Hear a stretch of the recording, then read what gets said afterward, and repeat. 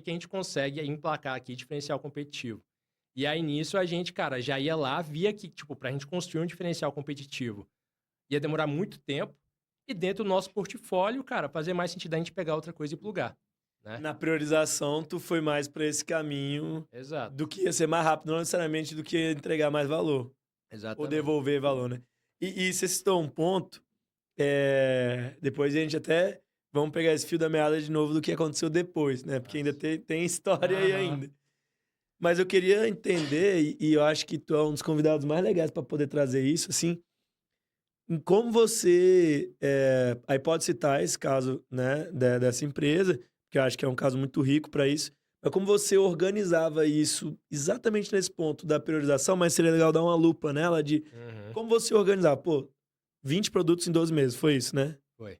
Coisa pra caramba. Coisa que bem provavelmente você pegou esse seu know-how, essa sua experiência, de quando você tava lá né, com os meninos Sim.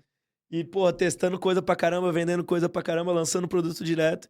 Só que agora com muita grana, né? Exatamente. Então, como é, primeiro, ter um orçamento grande como esse, né? E quais são as diretrizes? Você valida isso com quem? Com o diretor de produto? Sim. Você valida isso com vendas, com a mais área de performance da empresa? Uhum.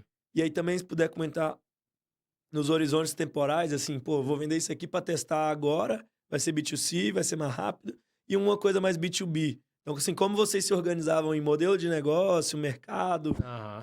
pensando em tempo também, Legal, legal. e como priorizava. Tipo, cara, alguém dá esse budget Aham. para você, e alguém vai perguntar como você gastou ele, como você devolveu ele, né? Massa.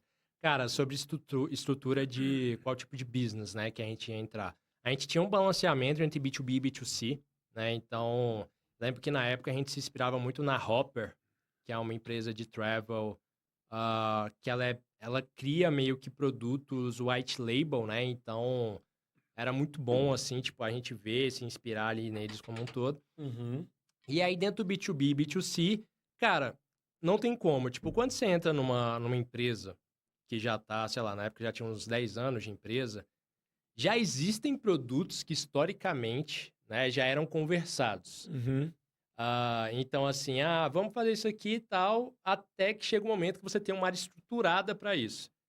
Então, assim, cara, esses primeiros produtos não existe lógica, Uhum. entendeu? Não Só existe faz, né? racional e tudo mais. Falar, cara, isso aí é uma parada que a gente tá falando há muito tempo e é aquilo, né? É o viés de comprometimento, né? Se tu já colocou tanto peso naquilo, vamos então colocar para rodar, Mas esse né? peso traz um viés muito da liderança, em geral, sei lá, CEO trouxe, tá trazendo isso, mas ninguém levantava a mão e perguntava assim, cara, mas e aí, vai dar bom se acontecer o quê? É, Como é que era essa definição, assim? exatamente. Tipo assim, cara, tinha coisas que realmente a alta liderança trazia que, pô, era isso. A gente tinha que, na verdade, ah, meio que tentar provar o contrário, só que muito bem embasado. Uhum, Porque se não testar fosse bem. muito bem embasado, se tivesse qualquer tipo de falha, né, na tese ou na hipótese que a gente validou e etc., a gente ia continuar. Uhum, Aquilo ali não ia ser um produto descartado e tal e tudo mais. E a gente teve produtos assim também, né? Então, acho que a grande questão aqui é saber balancear do tipo, cara, o que que você precisa manter para ter buy-in,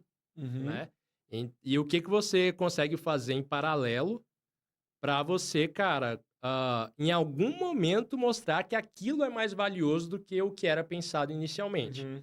né. Então, cara, tinha, tipo, dos 20 que a gente efetivamente lançou, né, e dentro dos 20, sei lá, a gente deve ter olhado para uns 100, na verdade, para chegar nesses 20.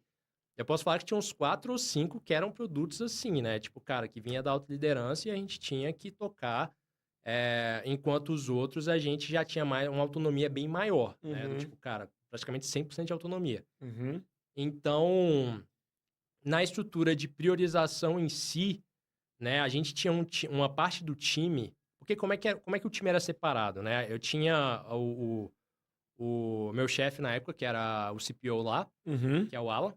O Sim, Alan Batista, inclusive, se for remoto e tal, vale chamar ele para um papo também, ele é muito bom de mas papo. ele é massa mesmo. É, e, cara, Ele era o CPO e aí tinha você. e eu tava como o head de inovação lá dentro, Aham. né?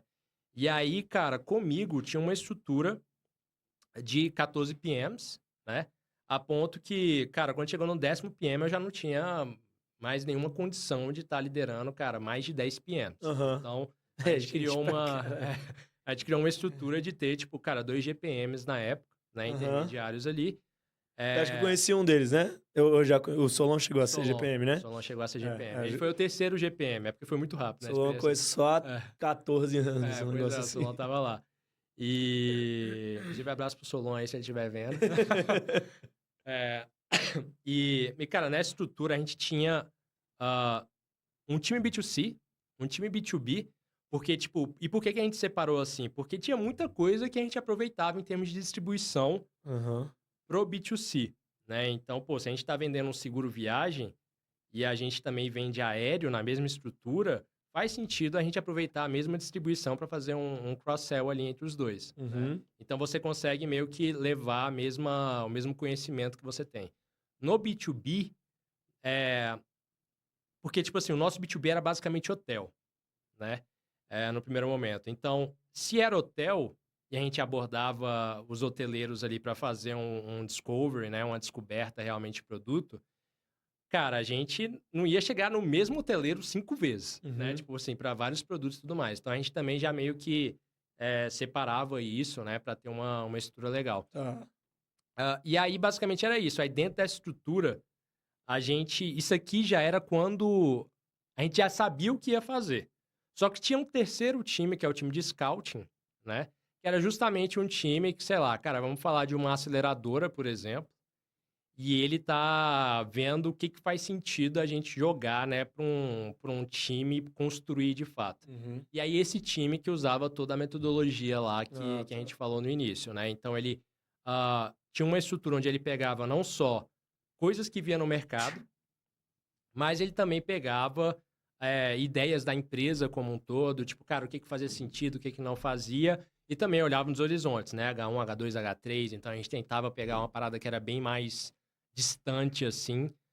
Só que lá a gente já tinha uma estrutura na empresa de uma outra área, que era uma área só de coisas muito distantes do É core. mesmo? Muito Só as distante. loucuras. Só as loucuras. Então não era muito a nossa pegada. Então vocês iam até o quê? 2 anos de emplacar alguma coisa, menos? Eram uns 2 anos, assim, que a Tá. gente tinha. Então, cara, foi... A única coisa ruim, assim, né, olhando pra trás, é que, pô, a gente ficou só 12 meses, né?